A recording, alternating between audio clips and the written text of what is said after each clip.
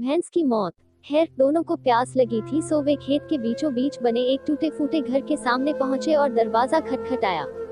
अंदर से एक आदमी निकला, उसके साथ उसकी पत्नी और 3 बच्चे भी थे। सभी फटे पुराने कपड़े पहने हुए थे। दार्शनिक बोला, श्रीमान, क्या हमें पानी मिल सकता है? बड़ी प्यास लगी है। जरूर, आदमी उन्हें पानी का जग थमाते हुए बोला। मैं देख रहा हूँ कि आपका खेत इतना बड़ा है, पर इसमें कोई फसल नहीं बोई गई है और न ही यहाँ फलों के वृक्ष दिखाई दे रहे हैं, तो आखिर आप लोगों का गुजारा कैसे चलता है? दार्शनिक ने प्रश्न किया। जी, हमारे पास एक भैंस है, वो काफी दूध देती है, उसे पास के गांव में बेचकर कुछ पैसे मिल जाते हैं और बचे हुए दूध का सेवन करके हमारा गुजारा चल जाता है, आदमी ने समझाया। दार्शनिक और शिष्य आगे बढ़ने को हुए, तभी आदमी बोला, शाम काफी हो गई है, आप लोग चाहे तो आज रात यहीं रुक जाएं। दोनों रुकने को तैयार हो गए। आधी रात के करीब जब सभी गहरी नींद में सो रहे थे, तभी दार्शनिक ने शिष्य को उठाया और बोला, चलो हमें अभी यहाँ से चलना है और चलने से पहले हम उस आदमी की भैंस को चट्टान से गिराकर मार डालेंगे। शिष्य को अपने गुरु की बात पर यकीन नहीं हो रहा था, पर वो उनकी बात काट भी नहीं सकता था। दोनों भैंस को मारकर रातों रात गायब हो गए। यह घटना शिष्य के जेहन में बैठ गई और करीब 10 साल बाद जब वो एक सफल उद्यमी बन गया, तो उसने सोचा, क्यों न अपनी गलती का पश्चाताप करने के लिए एक बार फिर उसी आदमी से मिला जाए और उसकी आर्थिक मदद की जाए। अपनी चमचमाती कार से वह उस खेत के सामने पहुंचा।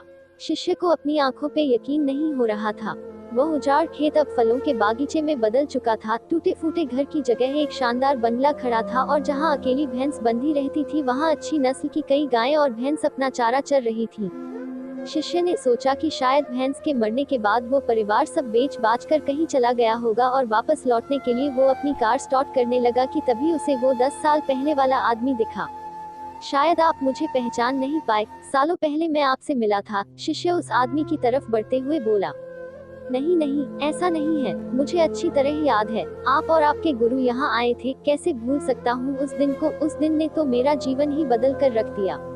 आप लोग तो बिना बताए चले गए, पर उसी दिन ना जाने कैसे हमारी भैंस भी चट्टान से गिरकर मर गई।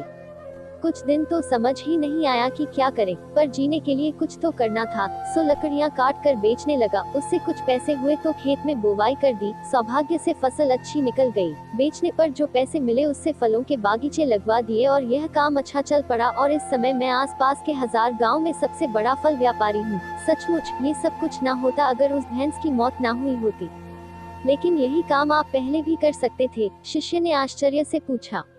आदमी बोला, बिल्कुल कर सकता था, पर तब जिंदगी बिना उतनी मेहनत के आराम से चल रही थी। कभी लगा ही नहीं कि मेरे अंदर इतना कुछ करने की क्षमता है, सो कोशिश ही नहीं की। पर जब भैंस मर गई तब हाथ पांव मारने पड़े और मुझ जैसा गरीब बेहाल इंसान भी इस मुकाम तक पहुंच पाया। आज शिष्य अपने गुरु के उस निर्देश का असली मतलब समझ चुका था और बिना किसी पश्चाताप के वापस लौट पा रहा था। फ्रेंड्स, कई बार हम परिस्थितियों के इतने आदी हो जाते हैं कि बस उसी में जीना सीख लेते हैं, फिर चाहे वो परिस्थितियां बुरी ही क्यों न हो। हम अपनी जॉब से नफरत करते हैं, पर फिर भी उसे पकड़े पकड़े जिंदगी बिता देते हैं। तो कई बार हम बस इसलिए नए बिजनेस के बारे में नहीं सोचते क्योंकि हमारा मौजूदा बिजनेस दाल रोटी भर का खर्चा निकाल देता है। पर ऐसा करने में हम कभी भी अपने फुल पोटेंशियल को रियलाइज नहीं कर पाते हैं और बहुत सी ऐसी चीजें करने से चूक जाते हैं जिन्हें करने की हमारे अंदर क्षमता है और जो हमारी लाइफ को कहीं बेहतर बना सकती हैं। सोचिए, कहीं आपकी जिंदगी में भी तो कोई ऐसी भैंस नहीं जो आपको एक बेहतर जिंदगी जीने से रोक रही है। कहीं ऐसा तो नहीं कि आपको लग रहा है कि आपने उस भैंस को बांध कर रखा है, जबकि असलियत में उस भैंस ने आपको बांध रखा है।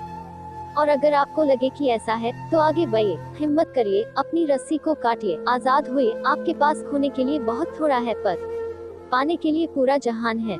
जाइए, उसे पाकर दिखाइए। आपको हमारी वीडियो अच्छी लगी हो तो वीडियो लाइक कर देना और सब्सक्राइब भी कर देना। Thanks for watching.